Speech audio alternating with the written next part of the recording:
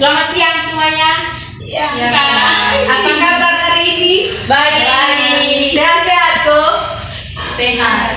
Ada yang sakit? Tidak ada. Ada. Sakit hati? Tidak ada. Oke, baik. Di sini saya akan memberikan penyuluhan kepada teman-teman semua yang berkaitan dengan plak atau sisa makanan. Sebelum itu ada pepatah yang mengatakan tak kenal maka tak sayang. Maka dari itu izinkan saya memperkenalkan diri. Perkenalkan, nama saya Besar Remian. Teman-teman bisa panggil saya Remian.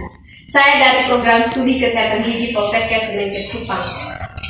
Kita lanjut kepada materi saya hari ini berkaitan dengan plak atau sisa makanan.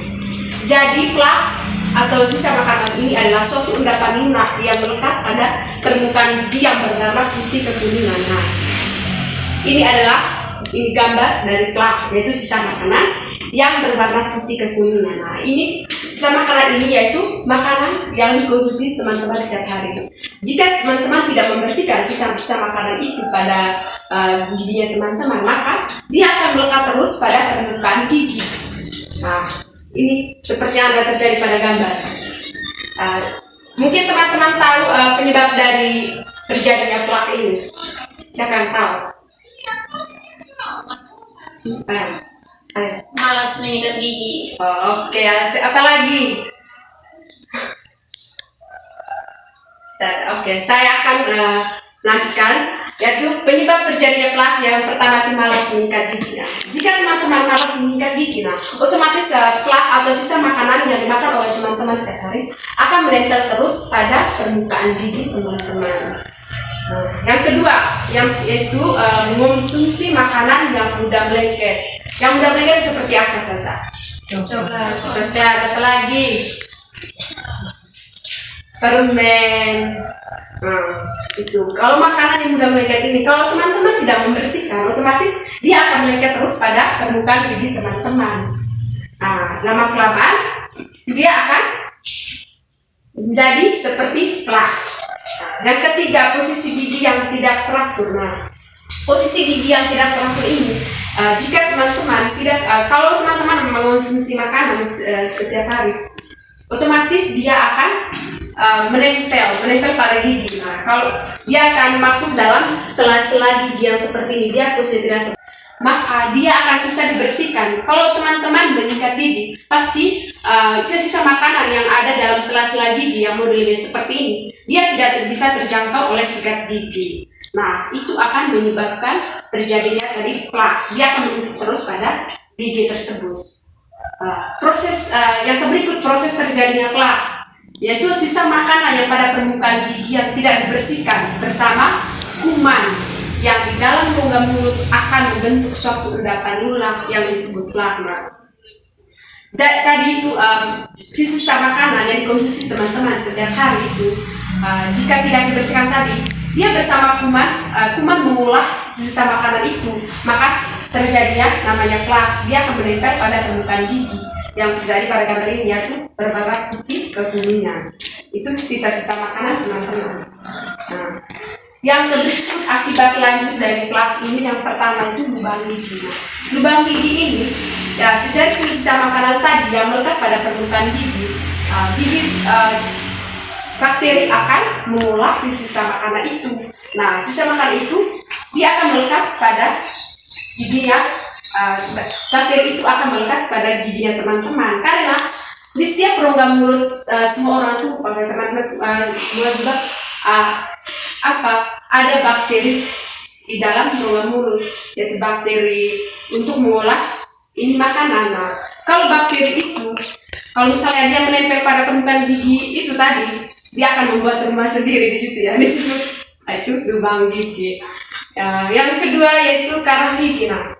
Akibat lanjut dari ini tadi, yaitu plak ini, lama kelamaan ini sisa endapan lunak yang berwarna putih kekuningan ini, jika teman-teman tidak membersihkan, lama kelamaan maka dia akan mengeras. Terjadilah yang namanya karang gigi ini.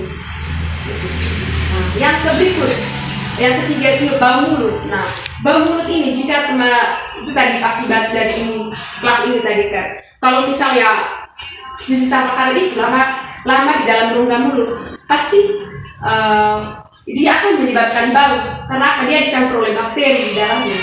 Dan pastikan kalau misalnya sisa makanan yang dimakan oleh tidak kalau teman itu cuma sisa makanan di piring atau apa, dia sudah 1 hari tidak dibuang, pasti otomatis bau. Apalagi di dalam rongga mulut, dia sudah pasti tercampur dengan bakteri yang ada di dalam rongga mulut. Nah, lama kelamaan akan membau.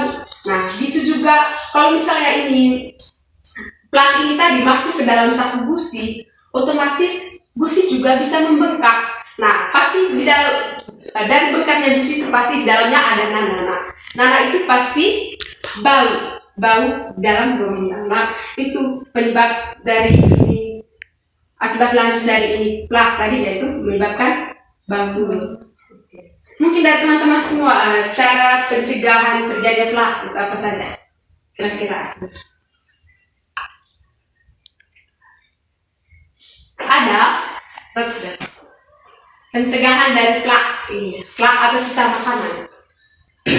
Oke, kalau tidak tahu saya akan lanjut menjelaskannya. Yang cara mencegah terjadinya plak ini, yang pertama menyikat gigi 2 kali sehari, yaitu pagi setelah makan dan malam sebelum tidur. Mungkin kebiasaan dari teman-teman selama ini menyikat giginya itu ya pasti otomatis lah pagi sebelum makan. Saya tidak menyikat gigi langsung ke kampus. Malam hari pasti pas maghrib menyikat gigi. Nah, setelah itu sebelum tidur tidak ada.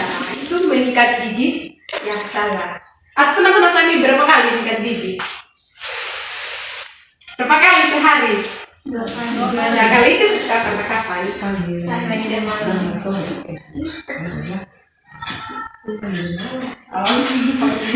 Yaitu menyikat gigi itu pagi setelah makan dan malam sebelum tidur. Kedua, yaitu mengonsumsi makanan yang berserat dan mengandung air. Kira-kira yang makanan yang mengandung air, yaitu yang berserat dan mengandung air.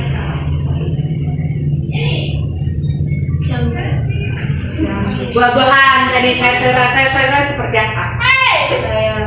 Bayam, apalagi kol, brokoli. Terus kalau misalnya buah-buahan apa saja? Timun, apalagi lemon, tomat. Mungkin teman-teman selama ini pasti tidak makan yang mengandung air dan berserat.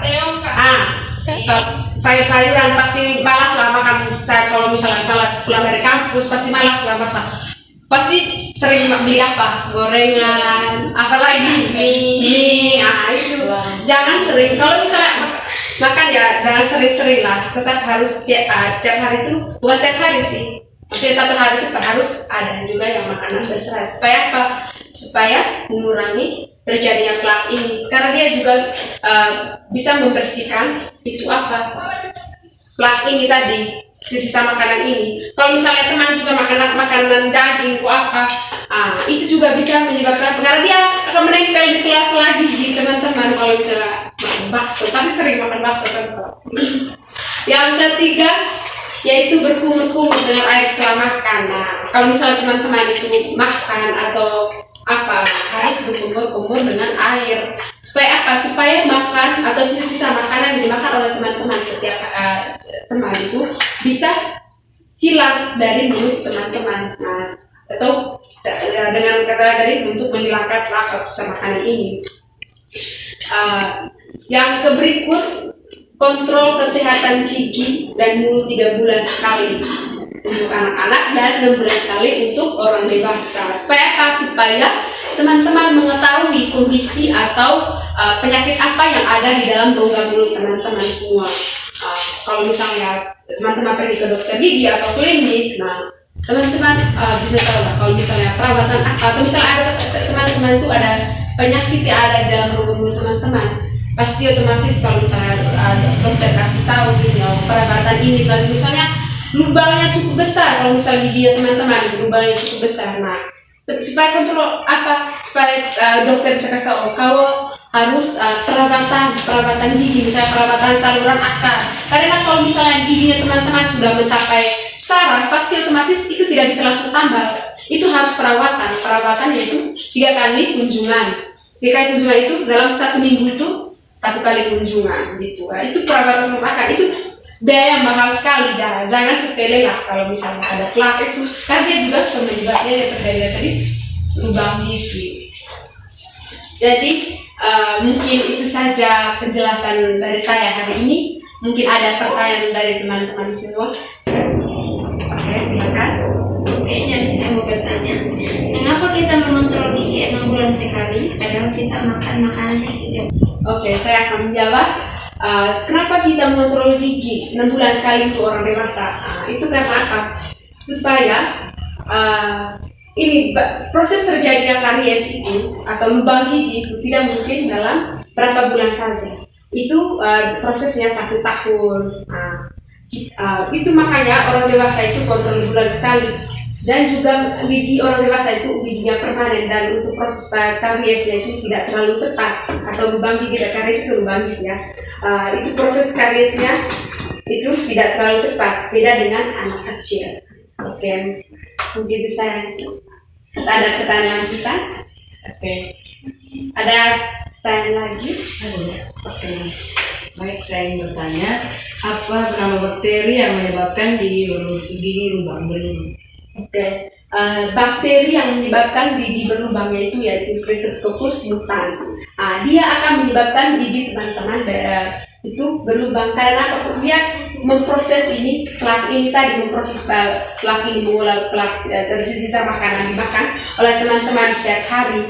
Itu kalau misalnya kalau plak ini menempel terus, dia pasti mengolah. Nah, dia akan membuat rumah sendiri, yaitu disebut lubang gigi tadi itu, sehingga gigi teman-teman itu lubang.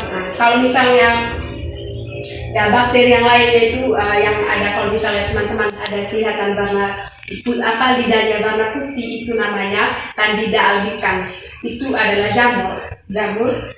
Itu juga bakteri. Bakteri itu membahayakan juga bagi mulut teman-teman semua, sehingga ada benjolan-benjolan yang ada. Kalau misalnya ada di langit-langit, bisa di pipi juga, di bagian ini, bagian dalam itu penyebab dari Candida albicans itu tadi. Mungkin ada pertanyaan dari Saya Oke. Mereka di sini saya akan bertanya, kenapa anak kecil 3 bulan sekali, terus orang dewasa 6 bulan sekali? Itu perbedaannya itu bagaimana? Oke, kalau anak kecil itu dia kontrol gigi kesehatan giginya 3 bulan sekali itu karena apa? Karena dia itu gigi susu, dia cepat rusak. Apalagi kalau anak kecil pasti sering lalu makanan manis dan lengket. Mereka suka sekali makanan yang manis dan lengket itu. Nah, dia kalau kecepatan untuk karies atau lubang gigi tadi itu dia cepat sekali karena giginya mereka itu tidak kuat seperti gigi permanen, karena mereka juga akan mau pergantian gigi permanen. Untuk orang dewasa tadi yang 6 bulan sekali ini, karena apa? Mereka sudah gigi permanen, dan gigi permanen itu agak kuat lah, dan orang dewasa juga tidak sering makanan yang begini. Kalau aku sih pasti suka sekali makanan coklat. Mereka hampir setiap hari lah makanan coklat atau permen. Mereka suka sekali dengan hal ini. Kalau makan sayur pasti mereka agak dipaksa oleh ibu-ibu mereka atau bapak untuk di rumah. Mungkin itu saja. Ada pertanyaan? Ada lagi? Baik, saya akan bertanya, bagaimana cara menghilangkan plak dengan cara alami? Oke, menghilangkan plak secara alami ini ya seperti yang dijelaskan tadi, berkumur-kumur. Berkumur-kumur pasti kalau misalnya teman-teman itu sudah makan pasti minum air kan. Tanpa sengaja itu teman-teman pasti untuk menghilangkan plak atau sisa makanan tadi yang dimakan oleh teman-teman, jadi yang menempel pada permukaan gigi. Yang kedua itu mengonsumsi makanan yang berserat dan berair seperti buah-buahan, sayur-sayuran. Nah, kalau misal teman-teman makan sayur-sayuran, mungkin selama ini sayur-sayuran untuk kesehatan tubuh saja. Nah, itu juga tanpa sengaja untuk menghilangkan sisa-sisa makanan yang melekat pada permukaan gigi teman-teman. Oke, mungkin itu saja. Mungkin ada pertanyaan lagi? Tidak ada. Oke. Baik, terima kasih. Mungkin itu saja penjelasan dari saya hari ini. Terima kasih sudah meluangkan waktu untuk hadir di sini. Baik, terima kasih. kasih, selamat siang. Ya, terima kasih.